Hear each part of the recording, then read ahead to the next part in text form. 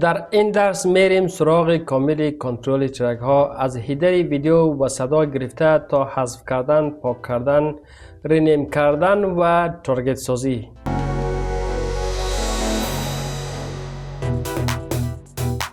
سلام و درود به درس دهم پریمیر خوش آمدید. به دنبال درس قبلی میریم روی پریمیر و سراغ کامل کنترل ترک ها.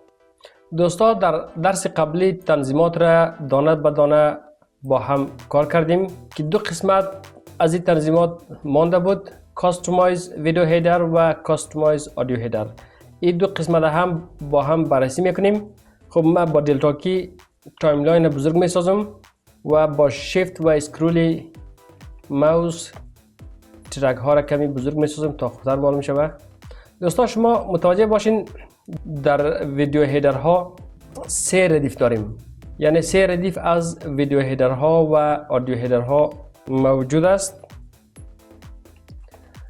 خب میریم روی سیتینگ، کاستومایز ویدیو هیدر را میشه کلیک کنیم و همچنان میشه که از این قسمت رایت کلیک کنیم و کاستومایز ویدیو هیدر کلیک کنیم، باز هم میآید. خب ویدیو هیدر خوب است که در ردیف اول باشه. اگر در ردیف دوم باشه وقتی که ما ترک ها را مینیمایز میکنیم دیگه برای ما قابل مشاهده نیست. مثلا من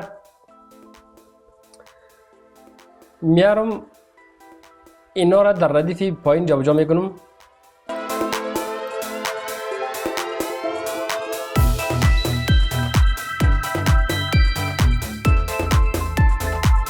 ببینید دوستا، من تمام اینا را در ردیف پایین جابجا کردم. حالا اگر اوکی بکنیم و ترک ها را مینیمایز بکنیم، ببینید که هیدر ها برای ما دیده نمیشه.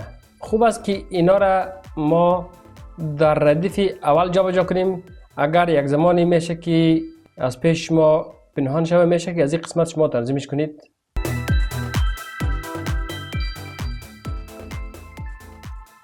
حالا پس اوکی کردم، دوباره مینیمایز میکنیم، ما ویدیو هیدر را میبینیم و همچنان آدیو هیدر عین شکل میشه که ما تنظیمش بکنیم. اگر بخوایم که ترک ها را ما رینیم بکنیم، روی هر ترک که خواسته باشیم رایت کلیک میکنیم، در اینجا گزینه رینیم موجود است، کلیک میکنیم، به آسانی رینیم میشه. مثلا میمونم نامشه فوتیج و همچنان آدیو هیدر هم میشه که ما رینیم کنیم. مثلا میمونم نامشه وایس اوور VO. که قسم ما ترک ها را علاوه بکنیم، میشه که شما یکی از این فوتیج هایی که در داخل تایملاین است بگیرین، بالا بکشین، یک ترک به وجود میاد به این شکل.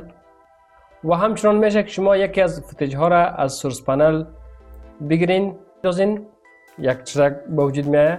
یک روش است. روش دوم میشه که شما روی هر ترک رایت کلیک بکنید، در اینجا گزینه اد ترک وجود داره، اگر رویش کلیک کنیم یک ترک در بالا به وجود میاره.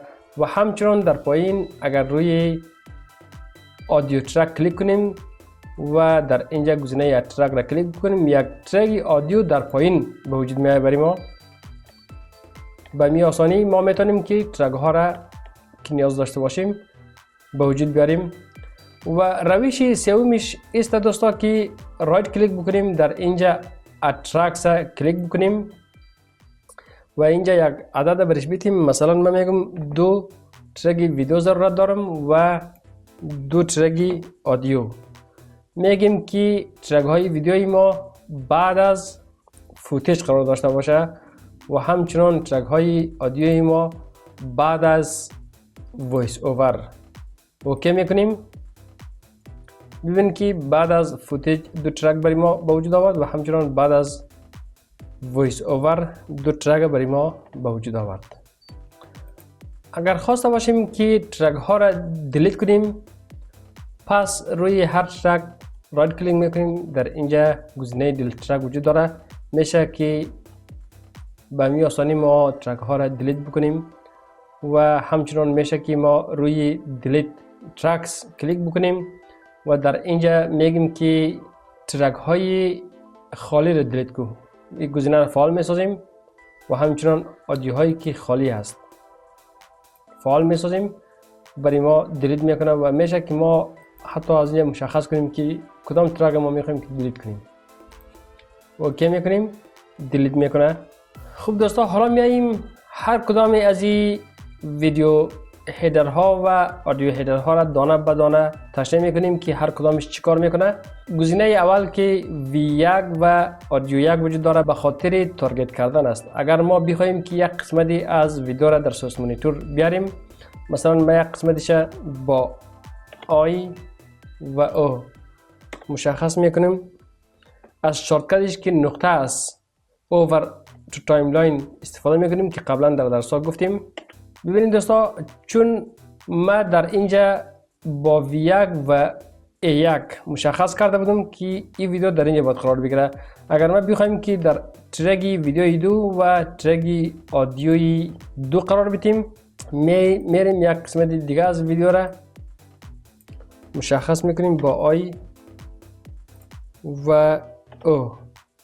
ببین دوستا که در ترک ویدیوی 2 و ترک آدیوی 2 قرار گرفت. اگر بخوایم که در ترک 3 قرار بدیم، باز هم تارگتش میکنیم، مشخص میکنیم. یعنی به خاطر مشخص کردن است دوستا. و یک قسمت باز با I و O مشخص میکنیم نقطه. ببین دوستا که در ترک ویدیوی 3 و آدیوی 3 قرار گرفت. و این گزینه دوم که از دوستا علامت قفل که وجود داره به خاطر قفل کردن ترک های تایملاین است. مثلا ما میخواهیم که ترک ویدیو 1 و ویدیو 2 را قفل کنم، هر دو ترک لاک شد، ما دیگر نمیتونیم که در اینجا کدام تغییرات بیاریم. مثلا من کلش پاک میکنم، کلش پاک شد، فقط ترک ویدیو 1 و ویدیو 2 که لاک شده بود پاک نشد. دوستا دیگه آپشن ها را انشالله در درس بعدی تشریح میکنم. لایک و سابسکرایب را فراموش نکنید. تا دیدار بعد، بدرود.